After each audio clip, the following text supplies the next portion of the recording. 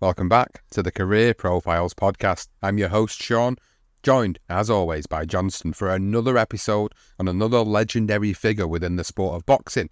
And this episode is all about Angelo Dundee, one of the greatest trainers, in some people's eyes, the greatest trainer in all of boxing. And this two-part special, again, on Angelo Dundee, is going to highlight everything that he did within his life and within the sport of boxing, the champions that he had, everything that he did that was so notable that he's made him such a legendary figure in this sport. And it is an exciting episode for us to do because you don't realise until you do the research for these episodes that we present how legendary this guy really is. You know about him, you know who he's trained, you know the names, but then do you really appreciate what he did within boxing? And it's until you do something like this that we really then started to get a newfound appreciation for someone like Angelo. Not that we didn't have that appreciation before, but when you put that research together and you go through it and you think, wow, you look at it on paper and this is unbelievable what he achieved in the sport as a trainer, and the guys that he brought through and nurtured and took to some of the greatest heights and some of the greatest fighters of all time, of course. So we're really excited to put this episode out here for you guys. And this first part, of course, will document his early life, and we'll be moving all the way up until the early 1960s when he comes across a certain Cassius Clay. Johnston, this is really great that we've got this one in for the season.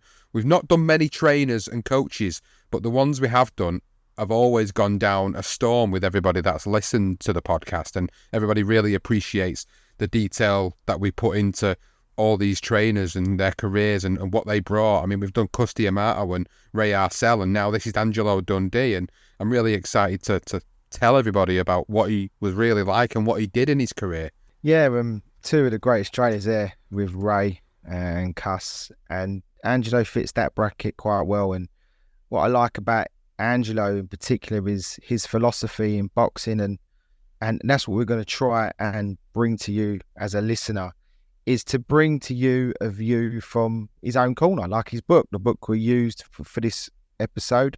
Together, pairing them together, we are able to give you a description of what Angelo's philosophy was on boxing. And for us, that's the be-all and end-all and the crust of it. And then the rest of those stories in between, going through the 50s, and the troubles he had early in his career, moving on to the 60s where he established himself. And obviously, he met a certain Cassius Clay. And a lot of people just know, obviously, Muhammad Ali is his main man. When you think of Muhammad Ali, you think of Angelo Dundee. But you also, when you think of Sugar Ray Leonard, you think of Angelo Dundee. So in the second part, we'll be going into that sort of side of stuff. But for now, it's just his beginnings, how he got to the point where he got to, and how influential certain characters were in his career. And he dropped so many fantastic great trainer names along the way as well. So hope you enjoy. Now it all begins with Angelo, who was born Angelo Mirena in South Philadelphia, Pennsylvania on August 30th, 1923.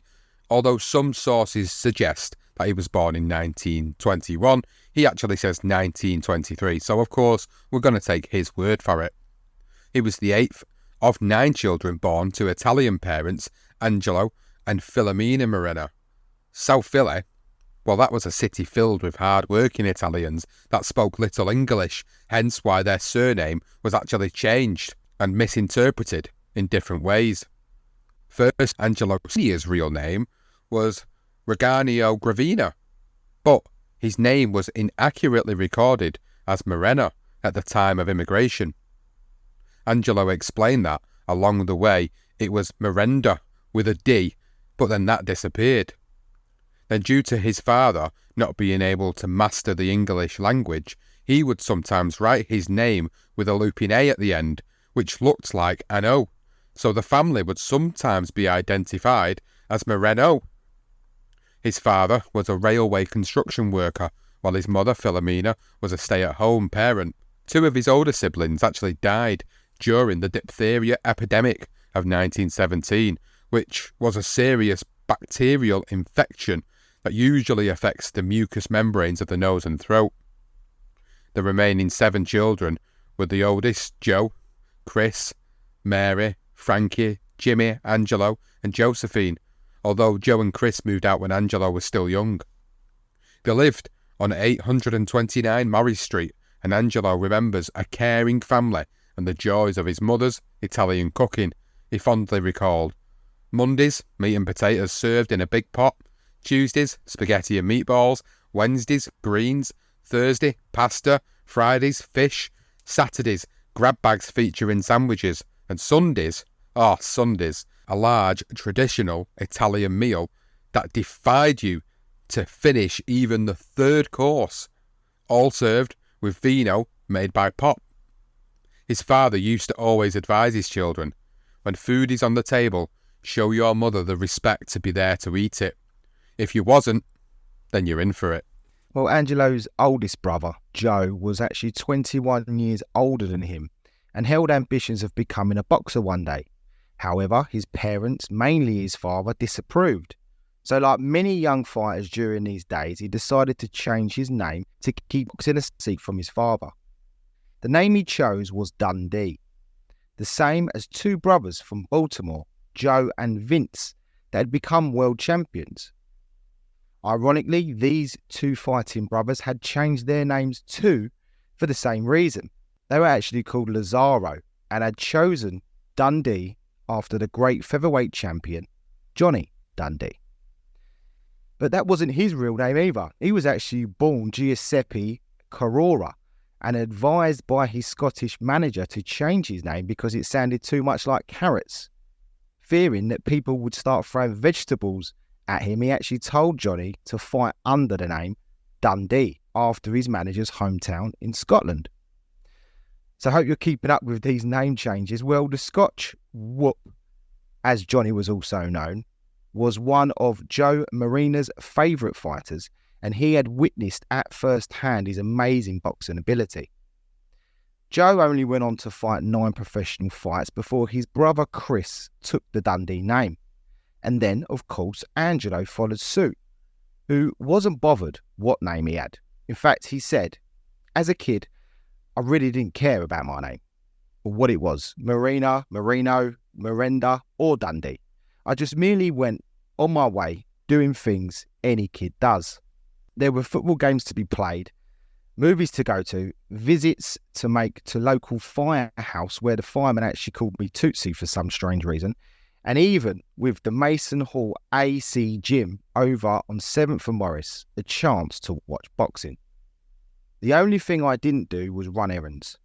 My mother realised early on in my errand running days that I would stop and talk to anyone and everyone and never come back. The whole family had to chip in to make ends meet, and while still at Southern High School, Angelo went to work, and he said that he had a variety of jobs from blocking hats, shining shoes, making sandwiches at Pat King of Steaks, and working behind the counter at Bruno's on the corner, where I was fired for giving some customer 1.5 dozen of eggs instead of the dozen she asked for. Now, while at school, he chose commercial studies, where he learnt how to type, but failed in Italian, the language he spoke every day at home. After graduation, he took a job at the Philadelphia courthouse as a typing assistant, then moved on to the Naval Aircraft Factory as a clerk typist.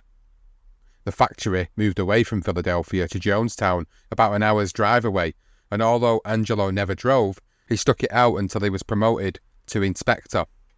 This role served him well when World War II broke out, but we will let Angelo explain that in his own brilliant way when he said, I won't bore you with the details of World War II or my career in the Air Corps.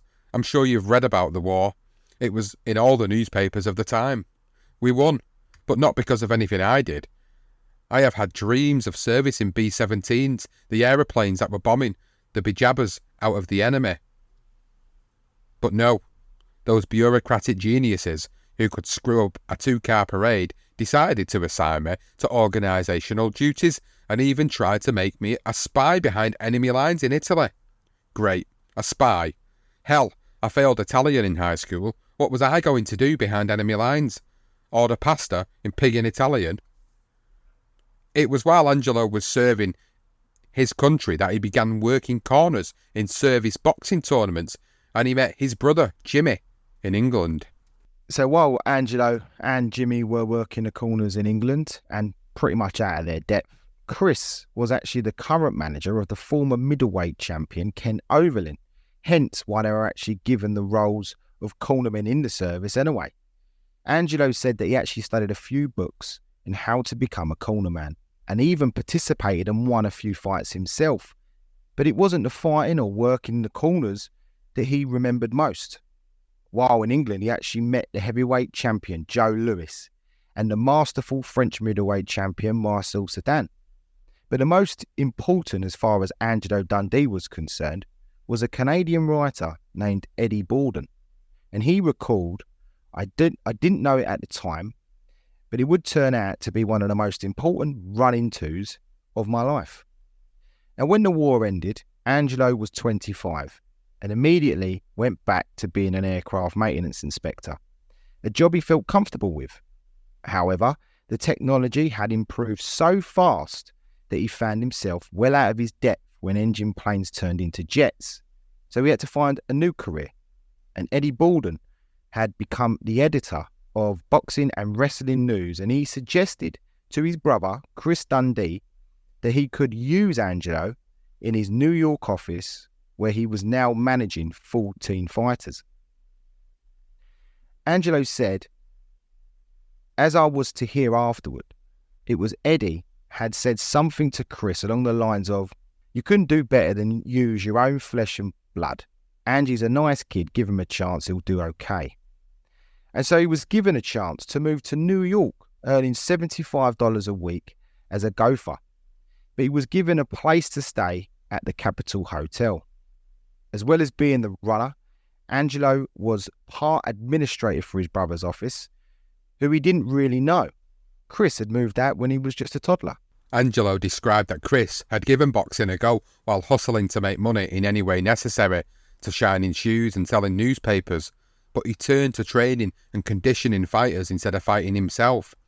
Angelo explained that while he worked with one of the greatest trainers of all time, Al Lippi, Chris was in the corners of such great Philly fighters as Tommy Loughran and Benny Bass. By the age of 21, he had become a manager, guiding Midget Wolgast to the flyweight title and Ken Overlin to the middleweight title. By the time I came aboard, he had gone from Philly to Norfolk and then to New York and had a stable of 14 fighters, most notably Jackie Cranford, a heavyweight, Georgie Abrahams, a middleweight, and Tommy Bell, a welterweight.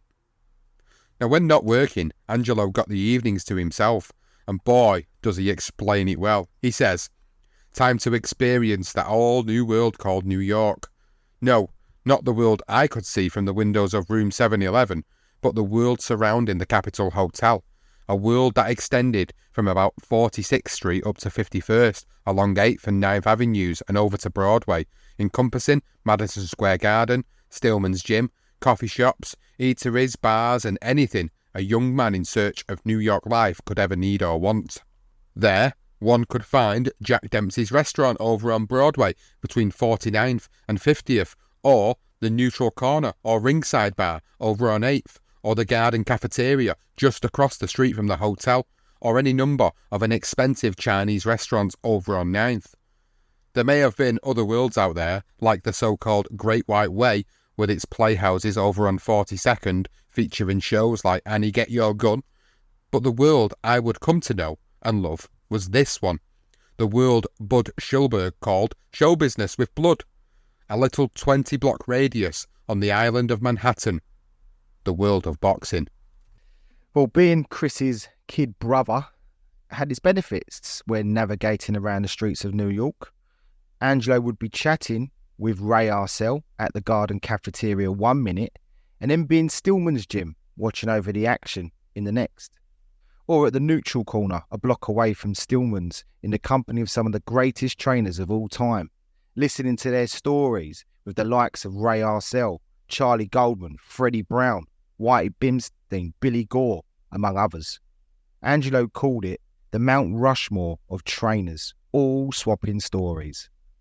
One story that stuck with Angelo was told by who he thinks was Whitey, about a welterweight, Tony Gennaro, who, after winning an 8th round bout on the Graziano Billy Arnold card, he remembered, Whitey remembered, and passed this on to Angelo. And he said, this is what Whitey said through Angelo. So, passing the seat of Harry Truman, the Vice President of the United States, after a handshake, a few photo ops, and a nice to meet ya, Gennaro continued on his way back to the dressing room, unaware who it was he had just met ya. There, his proud manager asked him how it felt to shake the hands of the Vice President. The duly impressed Gennaro incredulously asked, "You mean that man is the Vice President of Madison Square Garden?" "No, you dope," replied his manager. "He's the Vice President of the United States." "Gee," said the open-mouthed Gennaro, "I didn't know that." Well, as entertaining as most of these stories were, Angelo was more grateful for the experiences that his new job gave him. And one guy in particular took him under his wing, and that was Charlie Goldman. And one of those experiences came when Charlie introduced him to a young protege. He said, so this is Goldman saying this to Ange, he said, "Ange, I want you to see this guy. Not too tall, slightly balding, stiff shoulders, 2 left feet, and he throws punches from his behind. But oh, can he punch?" And that young man, that up-and-comer, was Rocky Marciano. Angelo recalled, "As I walked into the CYO gym, Charlie was having him do an exercise where he bent his knees completely down, almost touching the floor with his butt, and then came up punching. And this boxer called Rocky would do it and end up with a left hook or a right hand every time." Angelo says that Charlie moulded Rocky into the fighter he became, teaching him everything he could apart from his right hand, which he dubbed Susie Q. It was these priceless tales from great trainers and experiences like meeting a young Rocky that would also mould Angelo into the trainer he would become. And he said, "Here I was in New York making friends with everyone, from the table waiters at the local restaurants to the fabled trainers, listening and learning. I was, as the old saying goes, as happy as a pig in slop." He called the centre of the boxing world not Madison Square Garden, but Stillman's Gym, or what some writers called the Mecca of Mayhem, or what A.J. Liebling called the University of 8th Avenue, the gym's location. Angelo gave a description to the legendary old gym like only he could. He said that once you climbed up the long flight of dark stairs and paid your 50 cents to the gatekeeper, Jack Curley, the gym was a sight for sore eyes. And he said it was decorated, if that's the proper word, in early floor-to-ceiling grime. The windows, a monument to dirt and grit, never opened, and so caked with layer upon layer of filth that even the pigeons had given up trying to look in. And the floor was encrusted with spit, much of it coming from Lou Stillman himself, despite the sign hanging over the desk reading, "No spitting." Then there were the smells. The redolent odour, 1 part sweat, 1 part liniment, and 2 parts old jockstraps. To me, they were the most wonderful sights and smells in the world. Oh, get a bucket. It sounds disgusting. So why owner Lou Stillman never bothered to tidy the place up? Well, he explained. He said the golden age of prize fighting was the age of bad food, bad air, bad sanitisation, and no sunlight. I keep the place like this for the fighters' own good. If I cleaned it up, they'd catch a cold from the cleanliness. That's what Lou apparently told Angie. And Lou was a ruthless operator who did things his own way or it was the highway. An example of this was when it was 90-degree heat outside in New York and one of the managers asked him to open the windows. Well, he flew off the handle and kicked him and his fighter out the door. All the fighters that went to Stillman's liked the roughness of the gym. Even when Lou cleaned it one day, those that trained there weren't best pleased. The great Johnny Dundee explained it best when he said, "Us guys have been brought up in the slums. From the time we was little punks, we didn't know what fresh air was. Why, that stuff is liable to kill us." There were 2 full-size rings in the 2-story building. Ring 1 was for the top fighters, the main eventers, and the ring 2 was the up-and-comers and the fighters who were on their way down. At the back of the room, there was a line of about 6 payphones that managers and promoters would use. However, Angelo remembers that they would just let it ring and ring all day, and no one would ever bother picking up the receiver. So as the current gopher, it became his job to answer those phones. And he said, I tried to answer as many calls as possible, calling out the name of the person asked for. And woe to those who were either tardy answering their calls or weren't there to answer. For that was when some Weisenheimer would take the call intended for someone else and make the deal offered on the phone. While Angelo was learning the trade and meeting many men who would shape his future, he was still only getting paid $75 a week.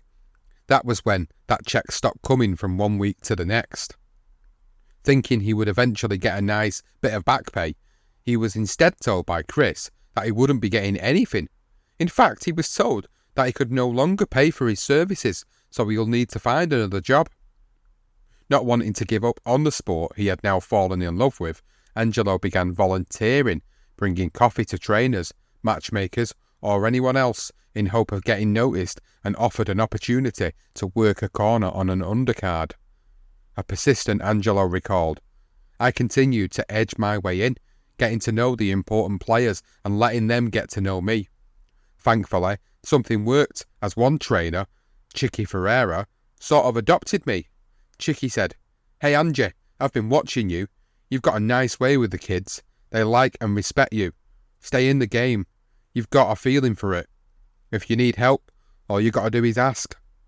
And I did ask, and Chicky took me through chapter and verse, teaching me everything there was to know about boxing, every little trick, every little angle, what to do, what not to do, everything. I was his student, he, my teacher. His first job was to handle the bucket, a job that Angelo explains is more important than what people may think. He says, there's much more to it than what meets the eye. You've got to know how to handle a bucket. The bottle here, the ice there, and not too much ice, just enough to make sure it's wet enough to get the sponge into it. Little things like that. If you don't do those little things properly, you're in trouble. Well, Angelo continued with his bucket duty with absolute care and attention, working the corners with Chicky, Charlie Goldman, and Jimmy Wild. But then he was moved up in his apprenticeship. Chris informed Angelo that he was needed at the Hamilton Arena in the Bronx, where he would work with Chicky. And Angelo explained that that work was helping Chicky with his 6-round fighter, and began in the dressing room when Chicky threw me a couple of bandages and a tape or roller tape and said, wrap this kid's hands. Well, Angelo was hesitant. It's the first time he'd ever done this, but he said that Chicky stood by his side and he directed him through the whole thing. The kid won and didn't break his hands, which was a win. With that, he would now be back in the corners with Chicky again, earning anything from $25 to $35 a week. So it's actually getting less. But his education didn't stop when the bell rang, and he would be invited to the local bar by the guys after fights, and he would soak up all the knowledge like a sponge in the corner. He said, I kept my mouth shut and listened. My education in the fine art of training still continuing.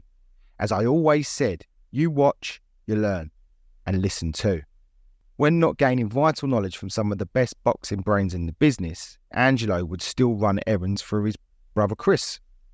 It was during one of these errands that he actually bumped into another significant figure in boxing. However, this was someone that would not be able to assist Angelo with his more boxing expertise. It was someone that was to be feared. He was a powerful, very powerful man within boxing during the 1940s. But we're going to let Angelo explain. So he said, errand over for his brother Chris, and I took the elevator down and found myself in the company of a debonair man of small stature, wearing a well-fitted grey silk suit, an oyster grey fedora, and a sinister smile.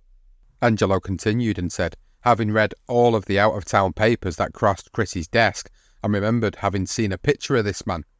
I didn't know in what context, but thought it had something to do with LA gangster Mickey Cohen.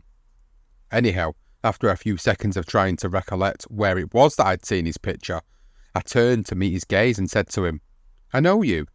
In a quiet voice that commanded attention and obedience, he politely responded, "No, you don't," in no uncertain terms telling me to look the other way, which was what everyone else in boxing had been doing. For this was Frankie Carbo, aka Mr. Gray, a man who had his well-manicured fingernails in every pocket within boxing and his fingerprints on file at the FBI headquarters. Now, for those who are not familiar with Frankie Carbo, we do implore you to go back and listen to our Darker Side of Boxing episode on boxing and the mafia, or you could listen to other episodes like the Custody Amato or the Tale of Floyd Patterson and Ingemar Johansson. We've got the Sonny Liston career profile, and more recently our episode on Jake LaMotta, where in each of those episodes we do go into more detail, and we actually go into a lot of detail on the Jake LaMotta Billy Fox fixed fight.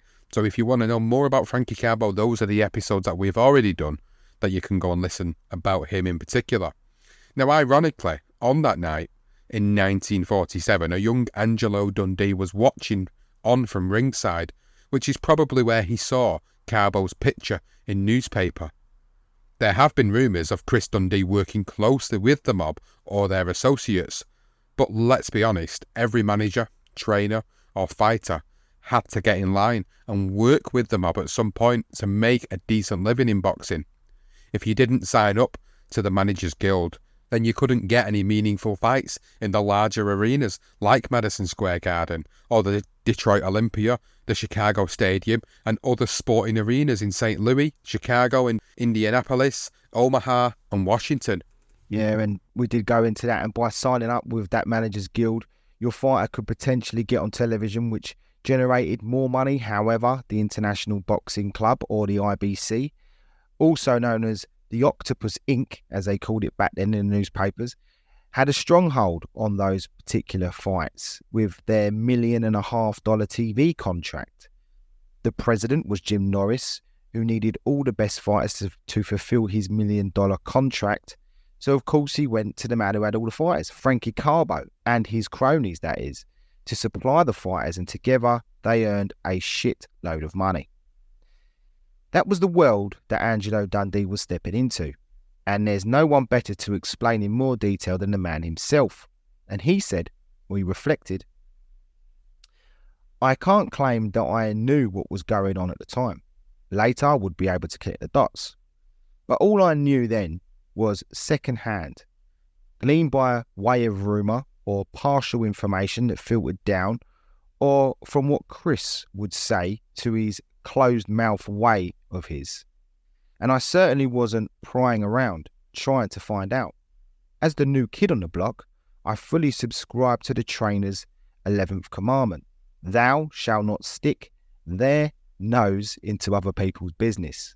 After all, what could I do other than what Carbo had unsubtly told me to do the first time I met him, which was look the other way?"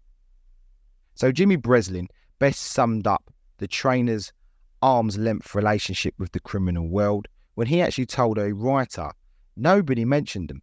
It was like the hidden secret sin. That's the business end.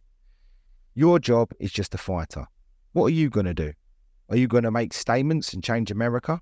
It couldn't be done. I mean, what shot did you have causing trouble? And Angelo echoed those sentiments and even briefly clarified his own brother's involvement with the mob when he said, "So, no matter what I may have heard or suspected, even that my brother Chris may have been doing a little business with the business end just to stay afloat, I look the other way too." Well, some trainers, they didn't conform, like Ray Arcel, who got a whack on the head with a lead pipe wrapped in a newspaper. Again, if you check out the career profile on that legendary trainer, you'll understand why Ray Arcel was the way he was for many years in this sport.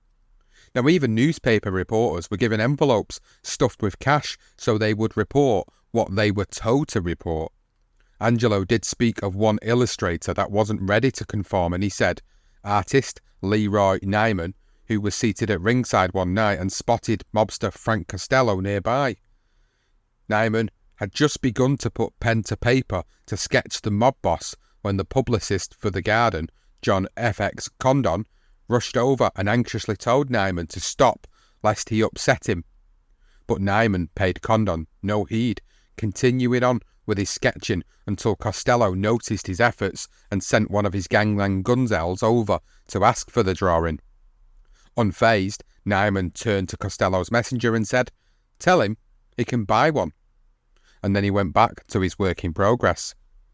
As Nyman tells it, Costello later invited him to lunch and bought the sketch. Well, that's a nicer ending than some of the less unfortunate gentlemen who refused to toe the line. But Angelo was more interested in working around the clock in either Chris's office or working the corners. In fact, Angelo's hard work was paying off because he was now training his first professional fighter called Bill Bossio, a featherweight from Pittsburgh. During this time, he also met his future wife, Helen Bolton, a cousin of one of Chris's fighters, heavyweight Jackie Cranford. After the new couple had a bit of a ding-dong on the telephone about tickets for Cranford's decision loss to Gino Bonavino at the Garden in 1948, they actually began dating. 6 months later, that is, after Jack Dempsey had tried his luck with Miss Bolton, only to get no back. Yeah, Angelo explained that. I don't know why she chose me. Maybe she figured what a handsome guy I was, and I figured she needed glasses. Now, although Angelo continued to work as a trainer, cornerman, and in his brother's office, work in New York began to reduce significantly. It was due to the fights being televised every week that fans stopped actually attending boxing bouts. And Angelo explained that by Chris's calculations, which he wrote on the back of an envelope, that 33 dates in 1946 at Madison Square Garden, which yielded a total of 406,681 fans and grossed just over 2 million.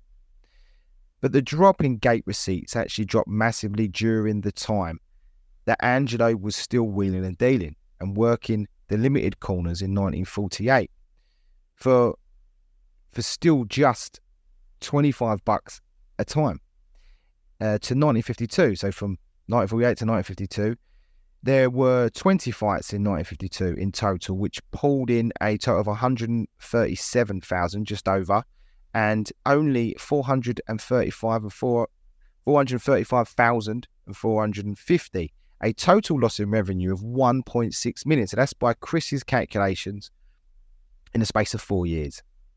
Now, it was because of this reason that Chris decided to jump ship from New York to take over a local promotion at the Miami Beach Auditorium, and of course Angelo would go with him, but several months later. He recalled another reason why Chris may have left New York. He said, "I still don't know what prompted the move. Some said it was something to do with Blinky Palermo," and that's the other mobster that worked with Carbo, with whom Chris had a casual friendship with. But as far as I knew, it was Cy Gottfried, the referee, who brought him down. I never did know. You see, from the day my father called Chris a bigger shot, he was always a hero to me. So maybe I saw him through tinted rather than clear glasses. For Chris was an imperfect man in an imperfect world. He could have had dealings with Palermo and the mob, but I know very little of his business goings on because in that close-mouthed way of his, which he keeps saying, he never confided in me. Whether Chris left because he was forced out, wanted to get away from the mob, or because of the lack of work, more maybe a bit of everything, it's down to you to really form your own opinion. But Angelo, he said, "I prefer to believe to this day that Chris merely had what he called a better idea and made tracks to Miami Beach on his own counsel." In October 1951, Angelo Dundee and two of his fighters, featherweight Alex Fimbres and Bill Neary, a lightweight, took the train to South Florida. His first trained fighter, Bill Bossio, had now been taken over by Al Braverman. Angelo worked on all of Chris's boxing, wrestling and even circus shows, and taking home just a measly $75, but at least the weather was better. When he did ask for his back pay, Chris replied, "Angie, what are you worrying about? If you want to worry about how bad business is." "Look, Angie, I'll take care of you. Don't worry so much." And with that, he turned away, shouting over his shoulder, "Listen, Angie, the Continental restaurant wants 20 tickets for the fight tomorrow night. Will you take care of it?" End of conversation. It took 2 years for Chris to make the Miami Beach Auditorium a success.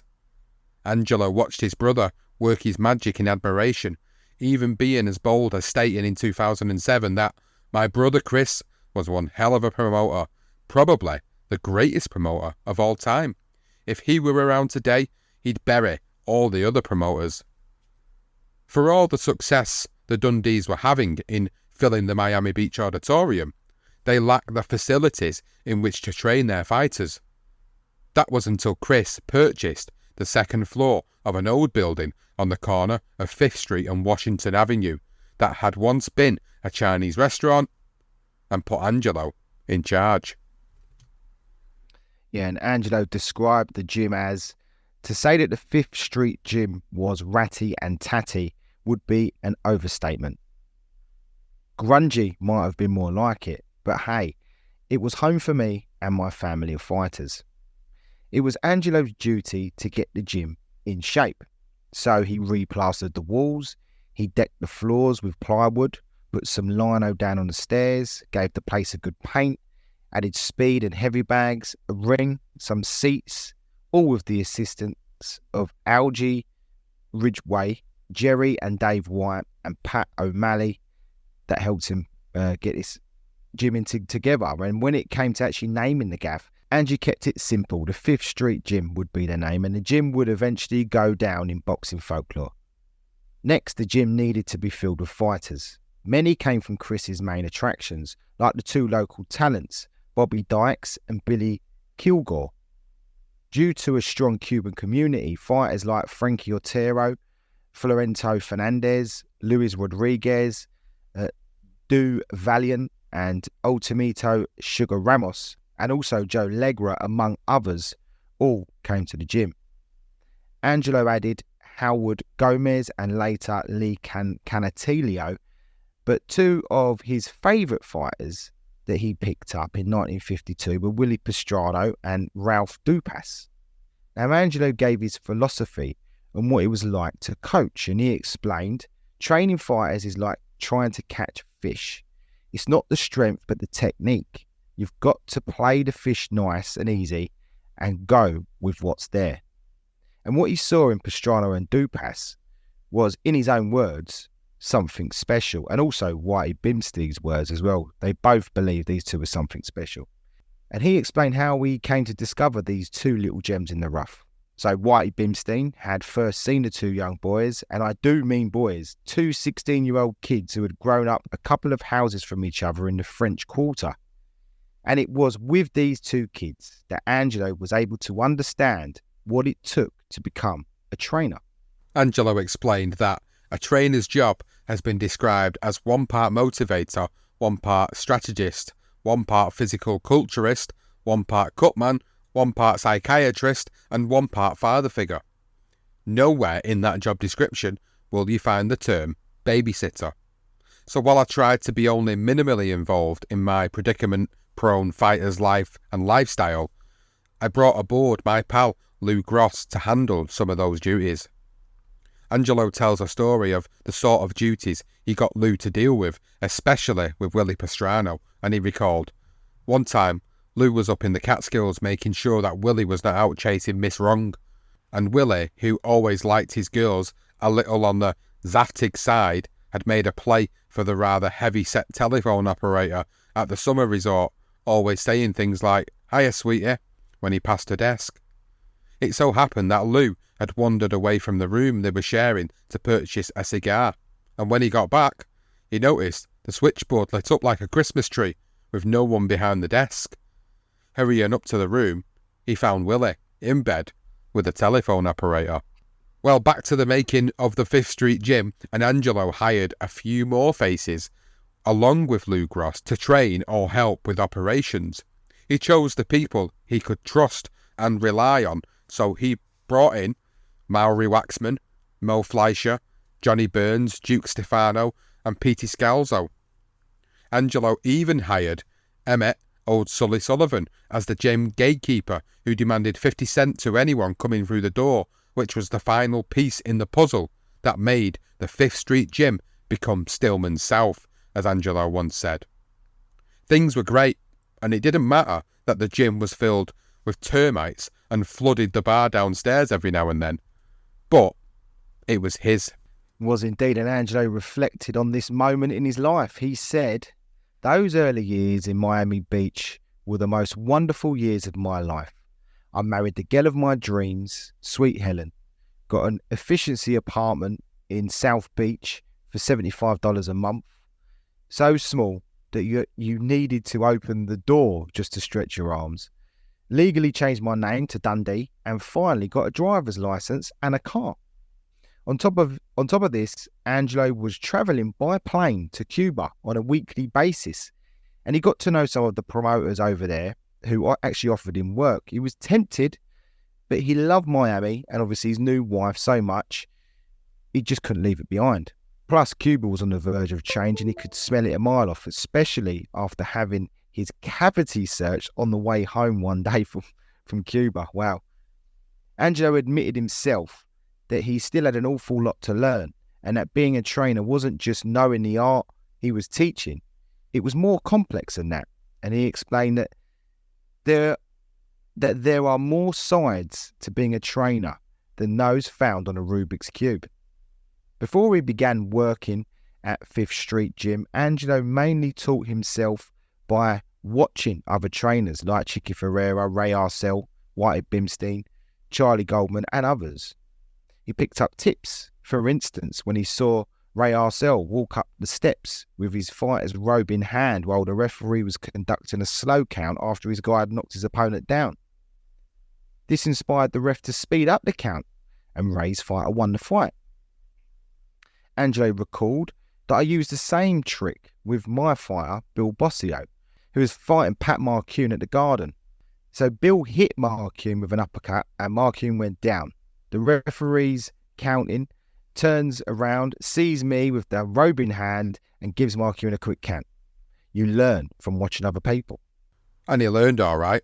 He learned every trick of the trade. And he continued to explain that I didn't actually put my training abilities to work until I went to Miami Beach. Then I put it all together, borrowing old tricks and coming up with new ones. Like when the referee or doctor comes in the ring to examine my guy, I stretch my ass, making it almost impossible for anyone to see the fighter over my shoulder. Or when in a fight between Florentino Fernandez and one of the Moya brothers, the doctor came in to examine Florentino between rounds and I said, "You'd better go over and look at the other guy. I think he's got a broken nose." And wouldn't you know it, the doctor did, stopping the fight and awarding Florentino a technical knockout.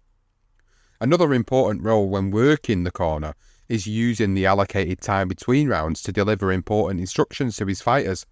Angelo again gives his wisdom when he says, "Ask any fight fan how long the period between rounds is and they'll tell you 60 seconds. Ask any trainer and he'll tell you it's more like 40, 45 seconds by the time he gets in and out of the ring. Take away the time placing the stool down, wiping your fighter's face off, washing his mouthpiece out and tending to his cuts and bruises, and it's somewhere in the neighbourhood of 20 to 25 seconds, maybe less. The cornerman is no mere spectator.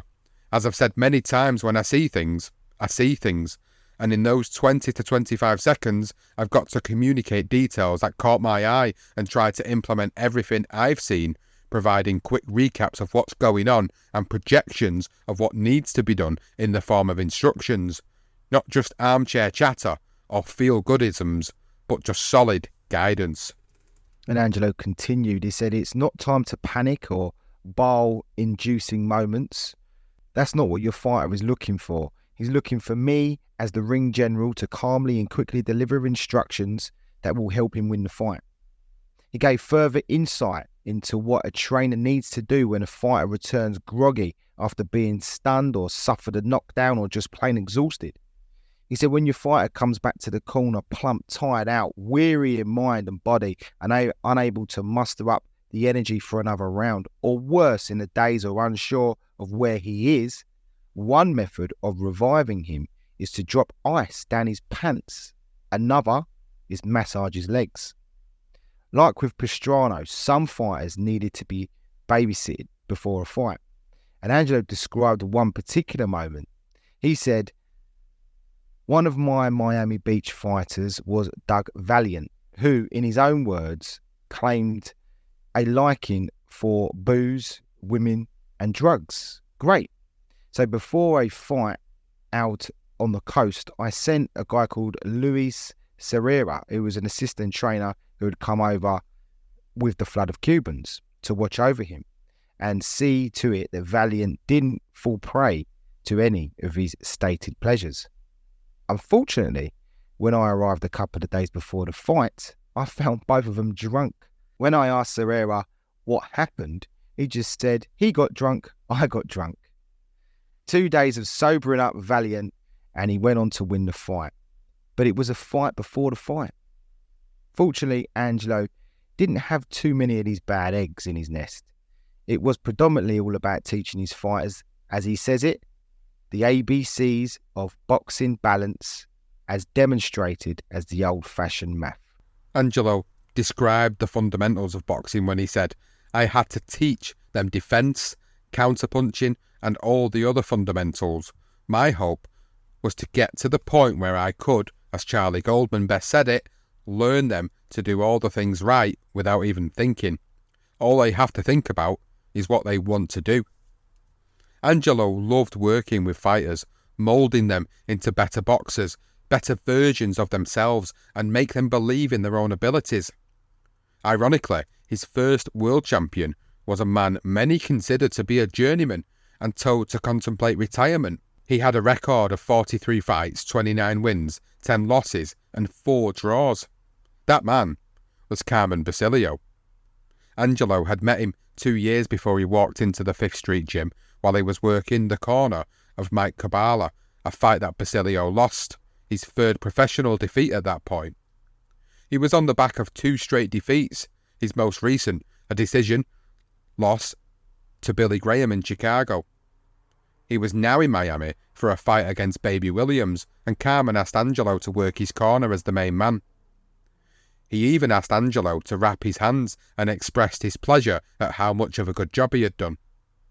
This may not seem like an important job, but as Angelo explains, he said, fighters all have their own feelings on how they want their hands wrapped. Some like it tight and strong, some like a grip underneath.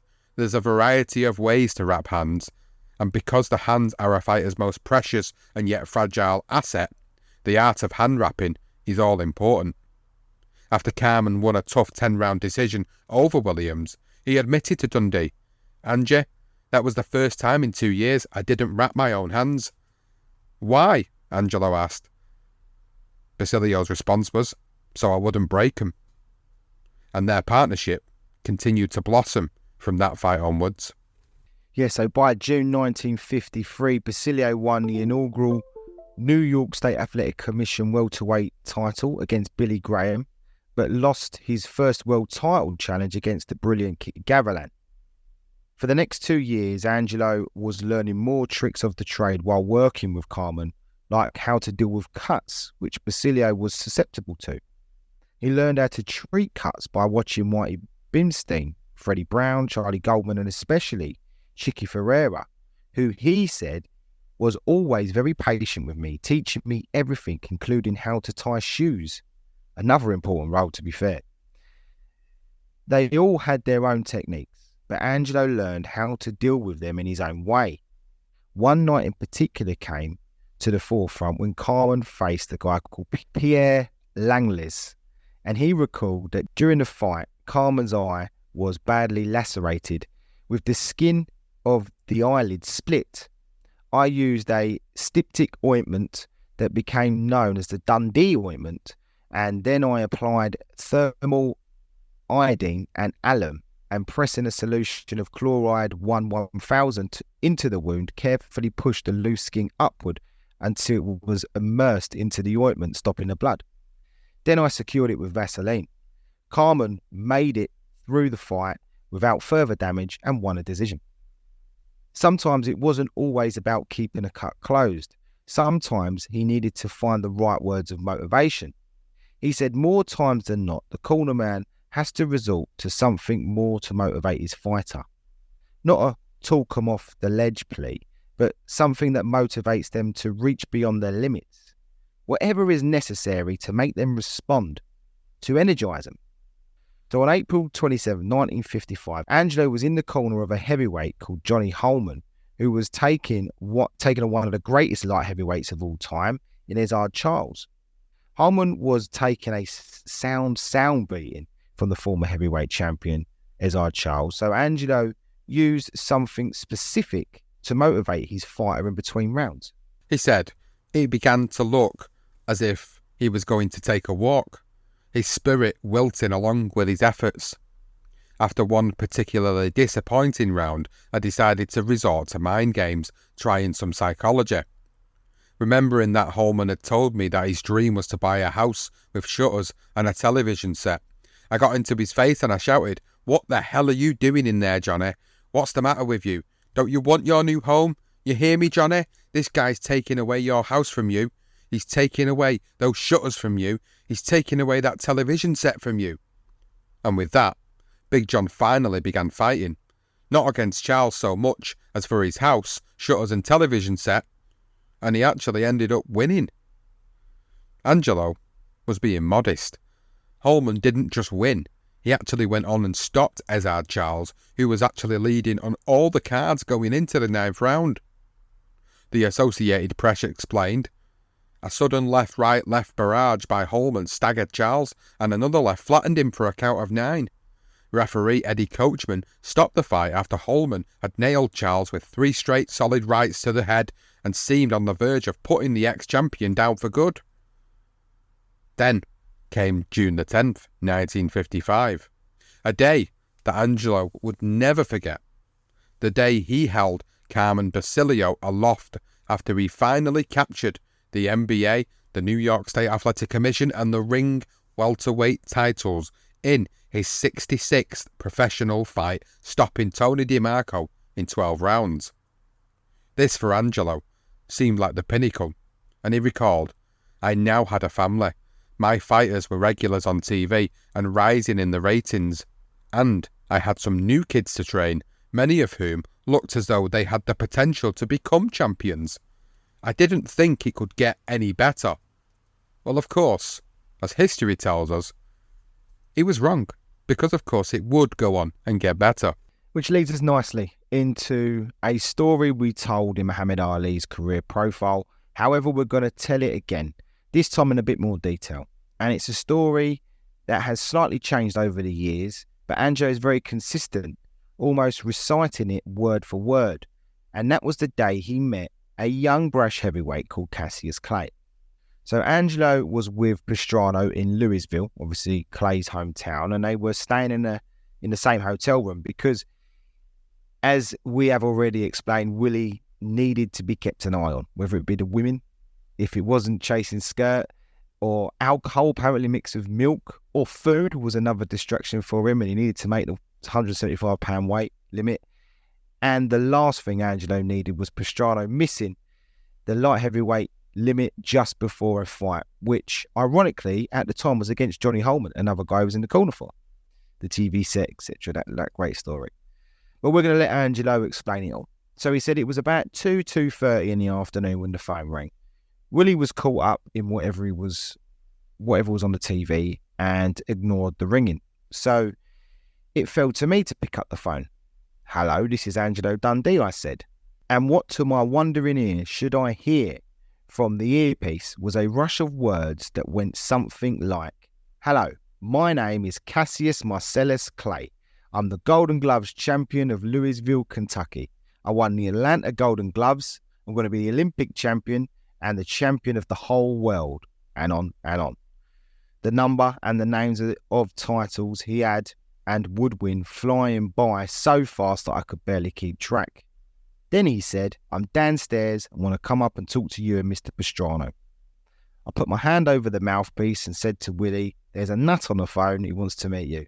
And Willie said, "What the heck? There's nothing good on television." "Well, mister, And here I paused, hoping he'd help me out with his name. He did, filling in the blank with Mr. Cassius Marcellus Clay, then politely added, Mr. Dundee. Well, Mr. Clay, I said, I can give you about 5 minutes or so. Willie has to take a nap. Thank you, sir, came back the voice. Then a pause, and, is it okay if I bring my brother up too? Again, I turned to Willie for his approval. He has his brother with him, I said. Willie, game for anything, said, what the hell, send them both up. Within seconds, Mr. Cassius Marcellus Clay and his brother were knocking on the door. I opened it, and almost before I said hello, the young Cassius had entered and introduced himself and his brother, whose name I found out was Rudy. Politely, he said, I've seen you on TV, Mr. Dundee. I saw you with Carmen Basilio, even telling me I had the nickname of being a Mr. Cutman because of my work with Carmen. Then he went on without taking a breath to tell me that he had seen the Holman-Charles fight and several others, and on, and on, and on, almost as if my face was as known to him as one you'd see in the mirror in the morning, made so by television. Then he turned to Willie, and the fight I really enjoyed most was when Mr. Pastrano beat Al Andrews in Chicago. You sure do have one sweet left hand, Mr. Pastrano. Appearing to look modest, Willie smiled, eating it up. But that merely served as the prologue.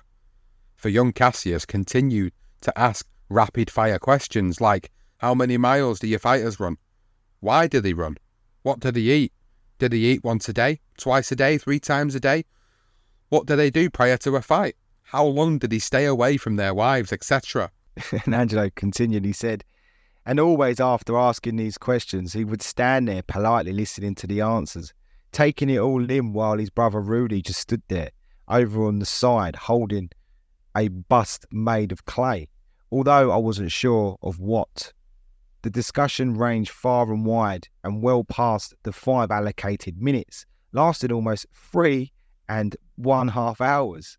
But while the youngster may have left the room filled with answers to his questions, he had left me with an appreciation of his thirst for information.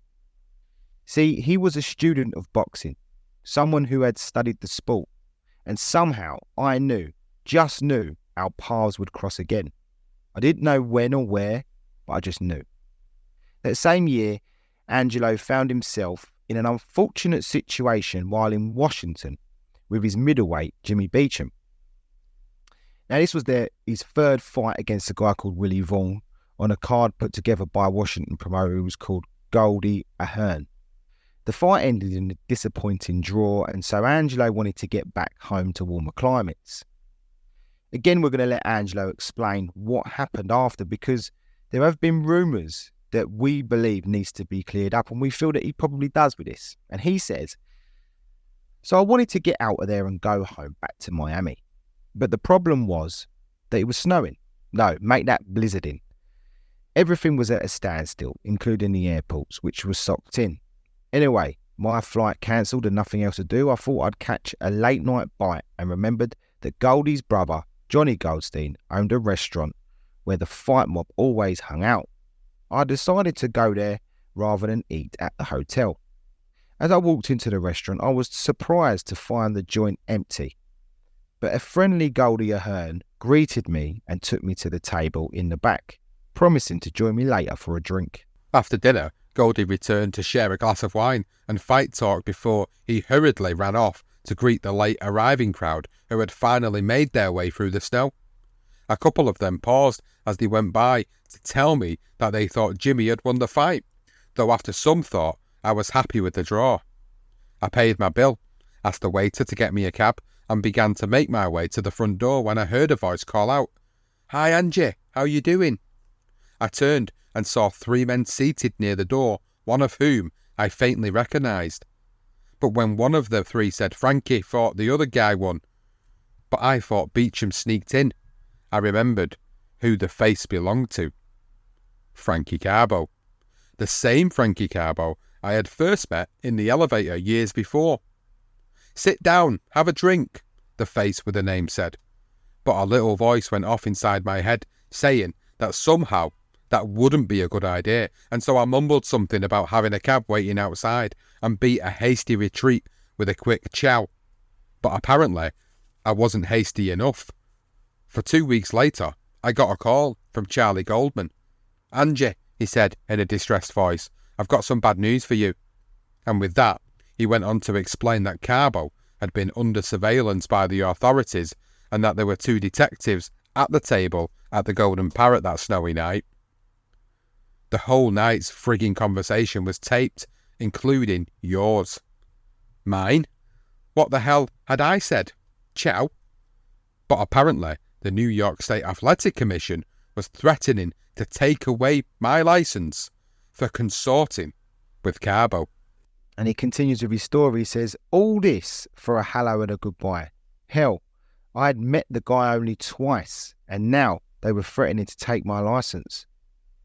I finally arranged a meeting with the council at the Athletic Commission, and although they had found nothing incriminating in my taped conversation, they felt I was guilty by association with the man they were investigating for everything from bribery to criminal infiltration into boxing fights and all manner of things, up to and including, at least it seemed, dining at the Golden Parrot and talking, albeit momentarily, to yours truly.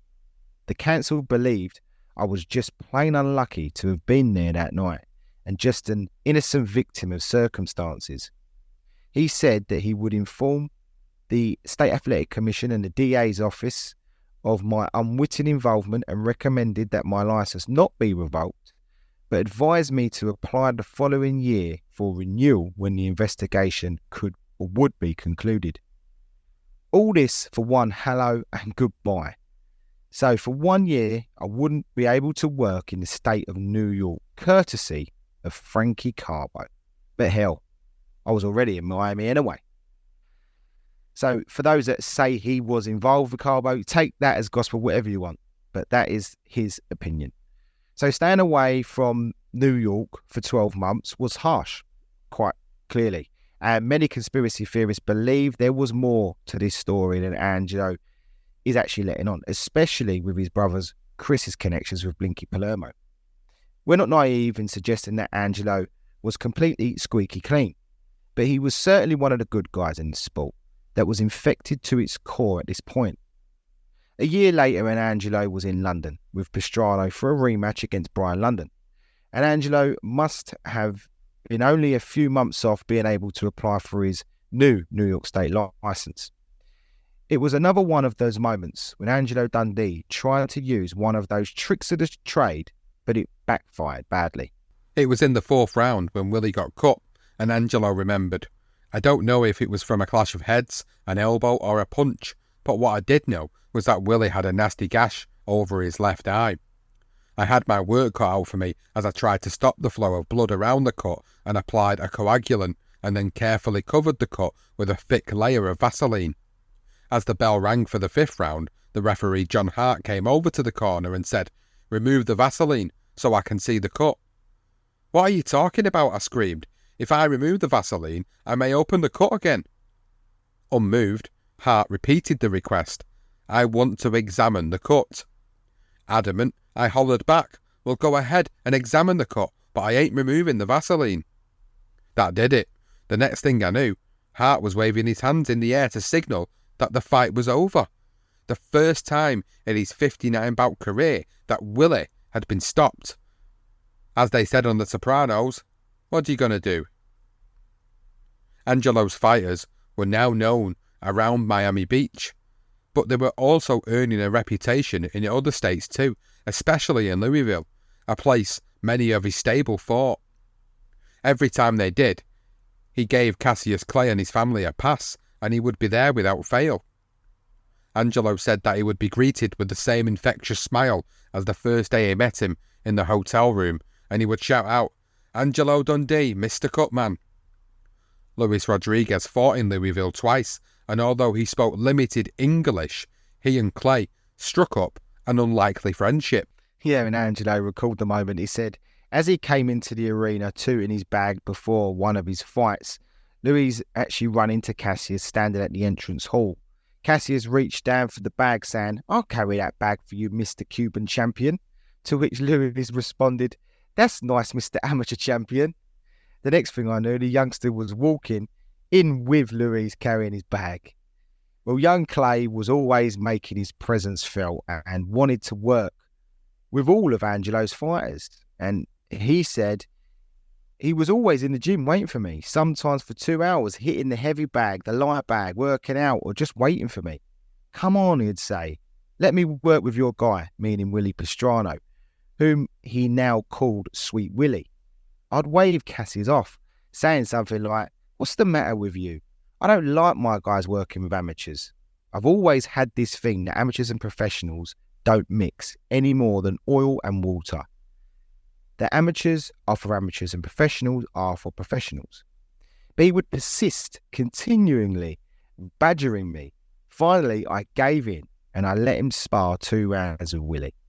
After just 1 round, I called time and told Willie, oh man, you're stout. No more sparring for you. But Willie, correctly sizing up the sparring session, said, Jesus, I got the hell kicked out of me. The kid was fast. Just before the Olympics in 1960, when Angelo and Pastrano were once again in Louisville, Kentucky, for a rematch against a guy called Alonzo Johnson, Clay was actually seeking advice and he went to Angelo for some. And Angelo recalled that Cassius had come to me and asked me whether he should turn pro or go to the Olympics. I told him, don't turn pro now. Go, win the gold medal and you'll make your money.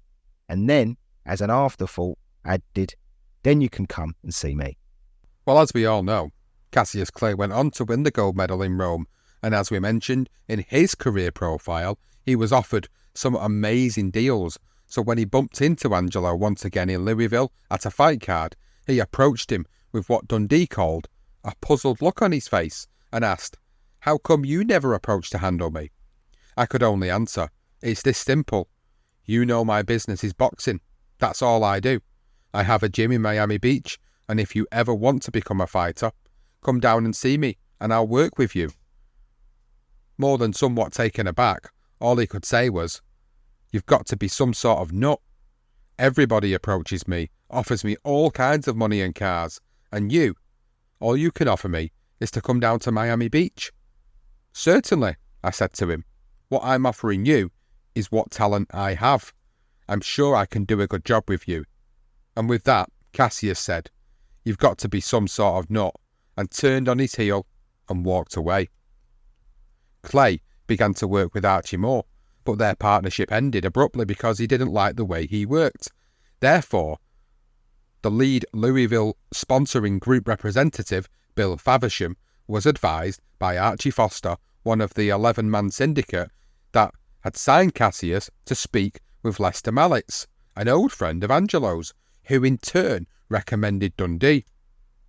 Now, in the Muhammad Ali career profile, Faversham explained that it was the president of Madison Square Garden Boxing, Harry Markson, that had recommended Angelo, but to be honest, neither of this really matters. Maybe you sought a second opinion. But what we do know for sure is that Faversham called Angelo and requested his services.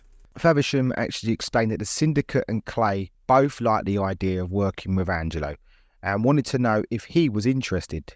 Now, initially, Angelo said, thanks for thinking of me, but Dick Sadler is a friend of mine and he's running Moore's training camp, and I don't want to step on his toes. From what I hear, Cassius is in training for his first pro fight. I don't like to come in half-cooked, so let things stay as they are until after that, then we can talk. Well, Angelo and Faversham had several telephone conversations over the next few weeks, and then, as Dundee remembered, he came down to Miami with some of his partners to interview me. I liked them, and they were satisfied with the training program I had in mind. Angelo had explained that program, and that he would start Clay with 6 round fights until he learned, and that Miami would be an excellent spot for Clay since we had 6 2-minute rounds here. That's how they used to train their fighters. Something Chris had created for Willie Pastrano and Ralph Dupas. Moreover, I told them about the changeover from amateurs to professional, and while hard, wouldn't be difficult for Clay because of the shorter rounds and the work in the gym with seasoned fighters, some of whom he already knew. Then the talk moved to money. and Angelo confessed they gave me a choice of $125 a week guaranteed or 10% off the top. I took the guarantee, which wasn't the smartest move I've made in my life, although after the second Liston fight we worked out a percentage deal. He also should not have listened to his older brother Chris, because he went to him for advice and asked, what should I take, what kind of a deal? And he advised him, a bird in the hand is worth two in the bush, basically meaning that he should take the guarantee. So all of it is his brother's fault. Now Angelo now wanted to know what he was getting himself in for, and he made a call to Dick Sadler to find out what had happened to end the relationship between Moore and Clay. He had suspected it had been a case of two stars, each set in their own ways and clashing, and Dick said, "He's some character. He came with Archie and me to Texas. We travelled by train, and at every hick stop, deep in the heart of Texas, he would stick his head out the window and shout, 'I'm the greatest.' I thought we were going to get lynched." Dick then enlightened Angelo on what really happened to cause the breakup, and he said, Cassius would come to Archie every day, pleading for a fight, but Moore would always tell him, "You're not ready yet." Then one day, Archie gave Cassius a broom and told him to sweep the floor. Clay didn't like that. He said to Archie, "I don't do that for my ma. I ain't going to do it for you." And he handed the broom back to Archie. And that did it.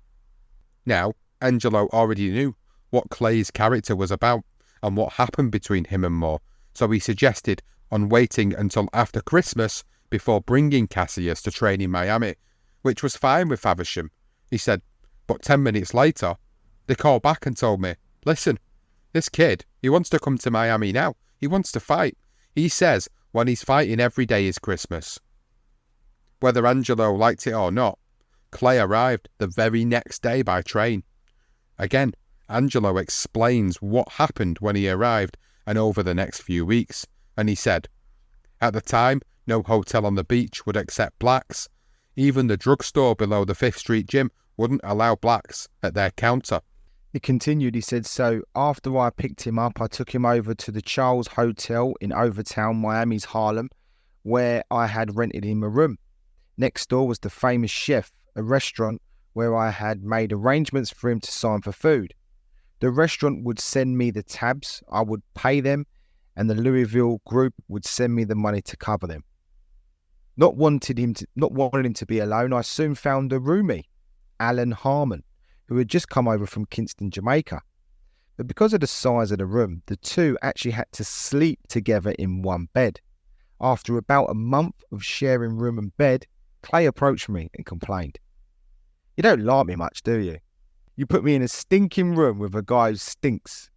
Apparently Harmon, who had island aroma, something Clay had never experienced before, and it bothered him. 'Okay,' I said, 'I'll make different arrangements.' It would be the first time and the only time during our long relationship that I ever heard Clay complain. Well, to say that Miami was a racist state at this point in the early 60s would be a complete understatement. They actually had a ridiculous law that actually stated colour of people, that's their language and not ours, were not allowed in Miami Beach from sunset to sunrise. So it wasn't long before Angelo got a call from the police asking him to vouch for a tall, skinny black kid who was running across the causeway. And well, boy, could Clay run. He ran everywhere. He knew that was the key to his stamina.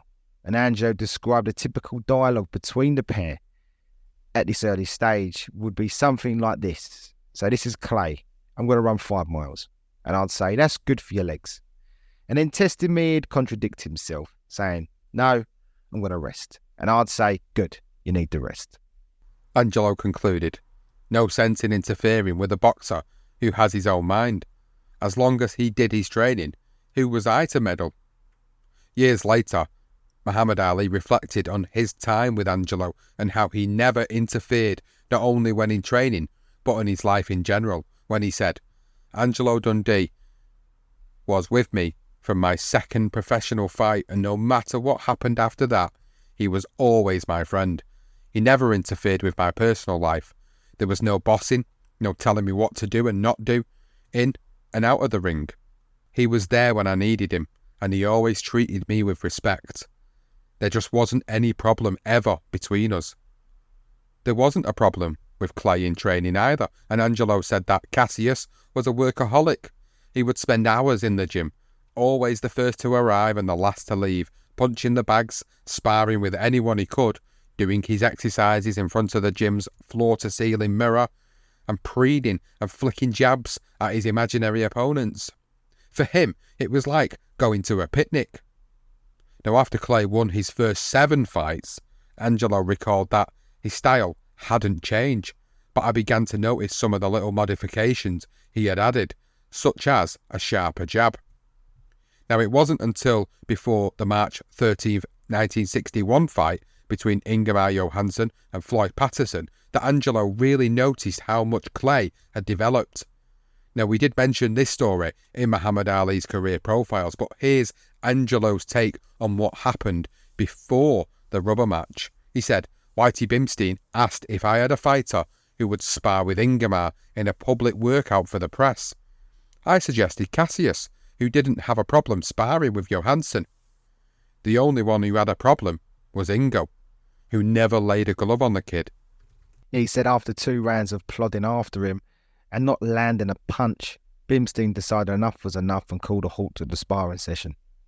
Even at such an early stage of Cassius's career, he was becoming an attraction and a celebrity due to him predicting the round he would knock his opponents out in, and because he took on the same demeanour as a wrestler, Gorgeous George, which was to become even more brash and say certain things like, I am the world's greatest, I'm the king, or I am the prettiest, etc. And this would rub the public the wrong way and bring press attention, increasing his reputation and his ticket sales. It didn't matter if they were to see him or paid the tickets to see him to lose, they were buying the tickets. His new persona was evident in his knockout win over Willie Pastrano, and Angelo said that he was more focused on his prediction, which was he must fall in 7, than his opponent. He recalled that he was merely using his left jab while I hollered from the corner, stop playing around, finish off the sucker. Then in the 7th round, Clay upped the level with several strong jabs and right hands and put Pastrano down and out, delivering his promise. Now, for some, this would not be the best way to perform because things can go wrong, but Clay was special, as we all know, and as Angelo describes. All great fighters make it up as they go along, and Cassius was one of the most innovative and imaginative fighters I ever saw. He could imitate the style of any fighter, something very few fighters could do. Sometimes you would see him imitating the slick moves of Willie Pastrano or Manuel Rodríguez, 2 fighters he watched training at the 5th Street Gym. Other times, you'd see him doing his best impression of some of Jersey Joe Walcott's sand dancing moves, or the moves of other fighters whose styles he admired. But there was one fighter he imitated the most, the fighter he admired, and that the man he called the king, the master, and his idol, Sugar Ray Robinson. Angelo said, often when Cassius shadowboxed or sparred, you could hear him acknowledging his debt to Robinson, saying, "This is how Ray Robinson used to do it," always accompanying his execution of a Robinson-like move with a verbal bam, bam, bam. These moves, and some of the others that Clay mimicked, eventually found their way into his soon-to-be unique style. And this was a style that nobody had ever seen before. So when the so-called experts tried to compare him with other fighters in the past, they would find flaws in his size, his movement, his punches, and the way he held his hands low. Many saw these as weaknesses that could be exploited, but the truth was that Clay was such a unique talent that you couldn't compare him to anyone.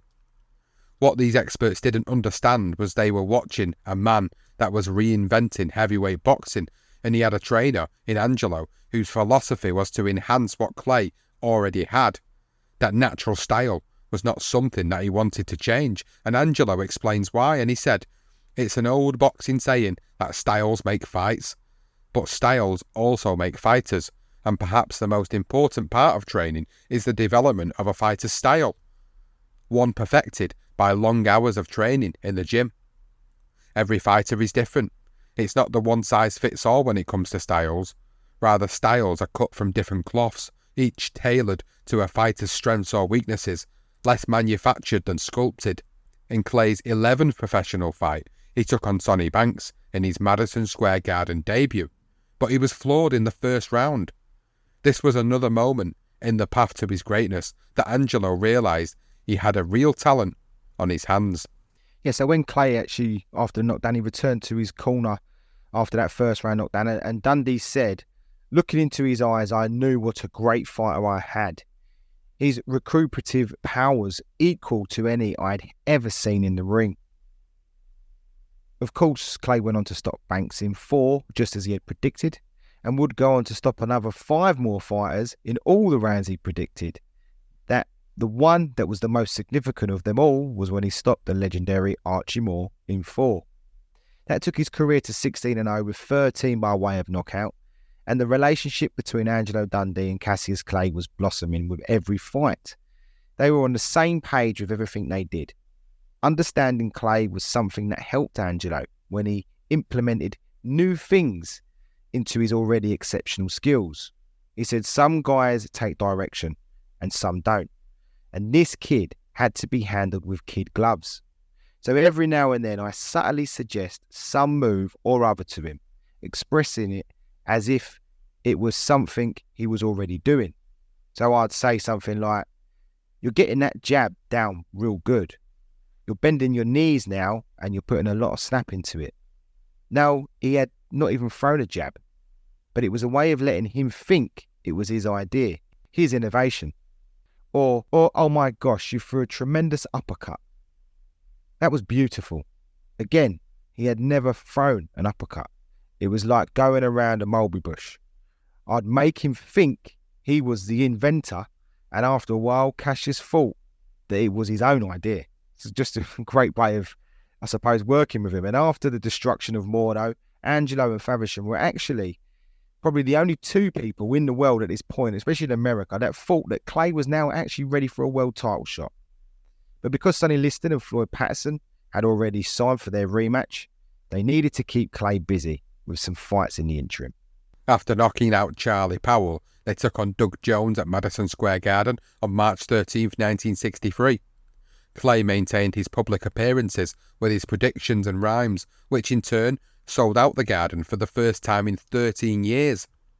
The crowd were right behind Jones and even more lifted by the impressive start he made, landing on Clay often.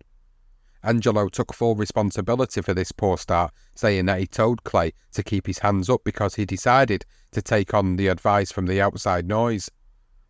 He admitted, I had fooled around with his style and was wrong to do so. He came back to me after the 3rd round and I told him the opposite, keep your hands down. And it worked. Although Clay began to find his range and began to take over the fight, the crowd booed him after the 4th because that was the round he had predicted to knock out Jones in. But when he failed to deliver, the first time in 12 that he failed to keep one, the fight went the distance. But he won a close decision on the cards, and Angelo recalled that on the way back to the dressing room, I whispered to him, well, you told them first that Jones likes to mix and you'll let it go 6. Then you'd said you'd cut it to 4. So by my count, 4 and 6 makes 10. See? His eyes lit up as the idea registered, and that became Clay's cop-out when the press descended on him to find out what happened. Now by 1963, every time the phone rang, the Dundee's office, the only person that the press wanted to speak with, was with Cassius, even though Angelo had established an excellent batch of top-class fighters. Cassius Clay was not only a contender to the heavyweight title, he was a huge star in the world of boxing. Well, 18 days before Cassius Clay took on Henry Cooper in his next fight before facing the world heavyweight champion Sonny Liston, Willie Pastrano took on Harold Johnson for the WBA and the WBC World Light Heavyweight title, so the unified titles at the time, on June the 1st, 1963 at the Convention Center in Las Vegas. Angelo took the fight as a very late replacement. I think he was replaced by 2 or 3 other fighters because he was confident that his fighter, as in Willie Pastrano, had the ability to defeat the excellent champion. So Angelo recalled that Willie disposed of the champ by stutter stepping, decking and going left hand crazy jabbing the bejeebers out of Johnson, keeping him off balance and trying to keep him in knots. Before the 15th and final round, with the fight still in doubt, I made one final impassioned, win one for the Geeper's speech, he said. Expressing the urgency of the situation, I cried, "Willie, you win this one and you're the champ. These were the 3 most important minutes of your life, Willie. Don't blow it, son." And with that, Willie went out and with a high purpose closed the show, winning the round and a close split decision. Afterward, many, including Philadelphia promoter Russell Peltz, told me that Willie had stolen the fight. But to me, it was a case of who you were going to believe, the storytellers or your own eyes. I mean, they raised Willie's hand at the end, so he won the fight and the title. And bless his heart, afterward, Willie said, "When Angie talked to me in the corner, I listened. I can't tell you how many times he talked to me into winning fights I did not think I could win." Well, 2 months earlier than this, Ralph Dupas actually won the vacant junior middleweight title after spending most of his career in 2 lower weight divisions. So finally, after 11 years of hard labour, Whitey's 2 boys had made good on his prophecy that they were something special. Angelo and Cassius Clay headed off to London in June 1963 to fight the British champion Henry Cooper. Now, we have been through this fight on numerous different platforms. We've done Henry Cooper's career profile, the tale of Clay versus Liston, and Muhammad Ali's remastered career profile. So we're not going to go over this again. Now, in summary, Clay, he taunted the British press that their hero would fall in 5, and the British public, of course, resented him for it. The important part of the fight was at the end of the 4th round, when Cooper floored Clay with that left hook, but he was saved by the bell. And we used Angelo's description before, but this version is a little more in depth, so let's hear from Angelo himself when he talks about this moment. He said, "I've heard what happened, described several times. No, 2 times alike and non-accurate. But hey, I was there, so let me tell you what really happened. As Freddie Brown used to say, you see what you see. Before the fight, as I was loosening up and stretching out Clay's arms to get the blood flowing through his tightened muscles, I had seen a small split along the seam of one of Cassius's gloves, the leather sticking up. Now, who knows when some little things like that will come in handy. So between rounds 1 and 2, I told Cassius to keep his glove down so that the referee wouldn't notice. Come the rest period between the 4th and 5th round, as Cassius is slumped on his stool like a sack of potatoes, looking as if he was out of it, I decided it was time to use that small split to our advantage. Call it gamesmanship, if you will, but whatever you call it timely and time-consuming. For now, I stuck my finger in the split, helping it along until it was a bigger split. And he continued that I yelled at the referee, the secretary of the British Boxing Board of Control, the president of the group, anybody I could find to yell at, to come over and examine the glove. I wanted a new pair. Meanwhile, as I was trying to buy time, Chicky Ferreira was working the corner with me, was dropping ice cubes down Cassius's trunks, breaking vials of smelling salts under his nose, massaging his legs, doing everything he could to bring the dazed Cassius back to life. The authorities quickly told me that there was no second pair of gloves to be found anywhere, an oversight that would soon be remedied by a new rule at all boxing bouts, something I like to call Angie's second pair of gloves rule.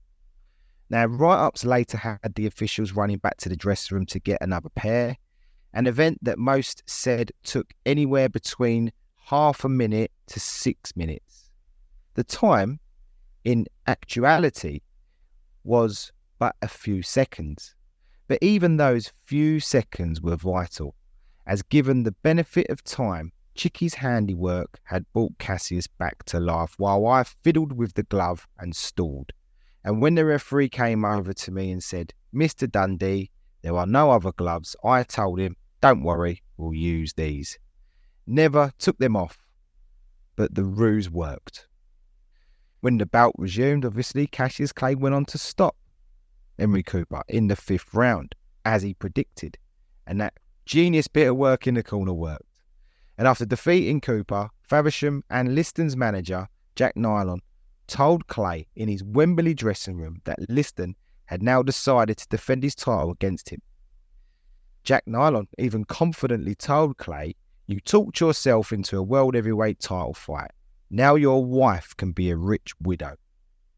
So, Angelo Dundee had now been in the corner of 3 world champions by 1963, Carmen Basilio, Willie Pastrano and Ralph Dupas. Many more would follow, including Cassius Clay, soon to become Muhammad Ali in part 2. Well, that's a great way to end part 1, is at the point where Cassius Clay is going into his world title shot against Sonny Liston. Of course, guys, we have done a really great episode on the Legendary Nights series, and we've covered it in both Sonny Liston's and Muhammad Ali's career profiles. So if you do want to hear specifically about that tale, we have got an episode on that. But this is where we stop Angelo Dundee's career profile part 1, because it's in this second part where we get to hear more about his time with Muhammad Ali, and of course those legendary fights that we've done so much on. All of the tales that we've done for Legendary Nights, the Thriller in Manila, the Rumble in the Jungle, everything that we've done, we're going to get to hear Angelo Dundee's perspective on those moments, which is why we're doing a part 2 for this story, because there's so many more stories to tell with Angelo Dundee's career profile.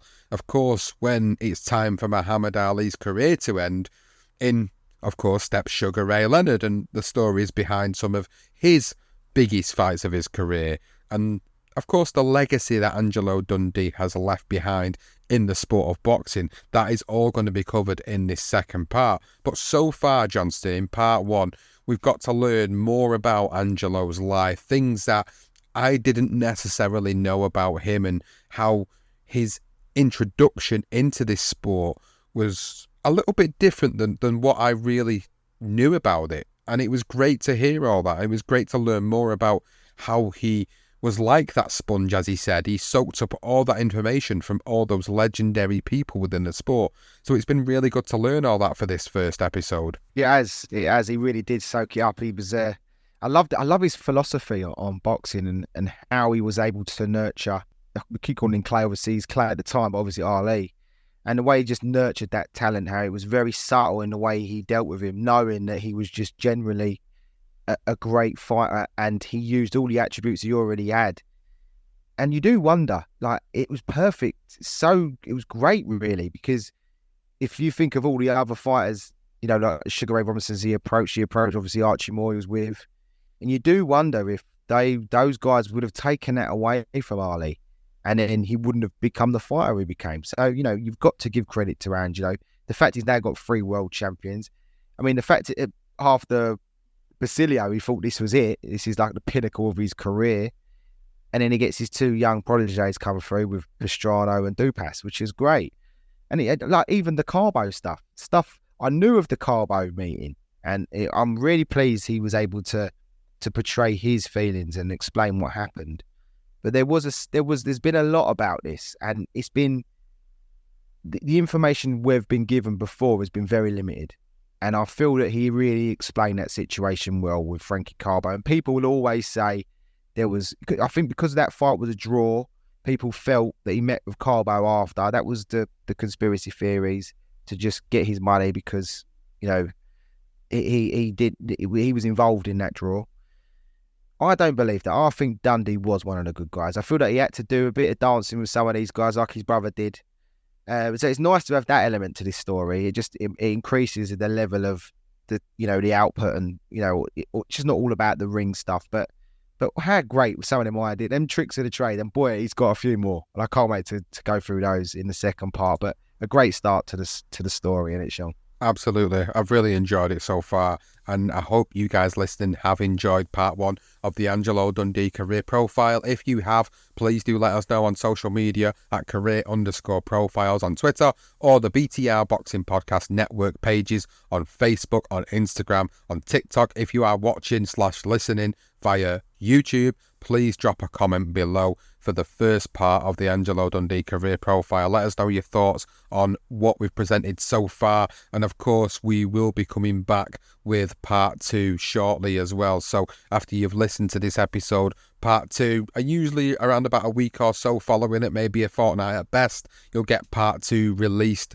so please make sure you look on the feed for part 2 of this story. But if you have got any thoughts and feelings, as we always say, please do drop us a line and let us know, because it is always great to hear from you guys listening, that you've enjoyed it, that you've got different elements of the story you want to talk about. It's always appreciated.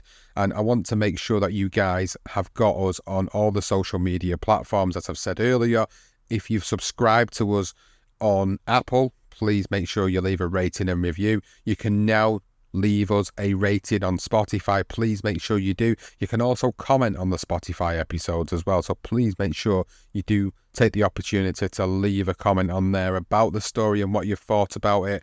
The final bit of housekeeping for this episode is to say a thank you to the patrons of this podcast who subscribe to us separately with a separate membership through patreon.com, and as a result they have got this episode earlier. It is also ad-free, and you will be able to get access to this if you do become a patron. If you want to do that, you can check us out at patreon.com/BTR Boxing Podcast Network. You will get the things that I've just advertised, and also you will get access to episodes that have not been released to the general public. So if you're interested in around another 20-30 episodes that we haven't released to the public, we've got them all there on the feed. Please go and check us out, and if you can support us, it would be really appreciated. If you're not able to do that, please just like and share or retweet or repost the episode on the appropriate platforms. That is also really appreciated as well. Well, that is it. Thank you for listening to the first part of the career profile of Angelo Dundee.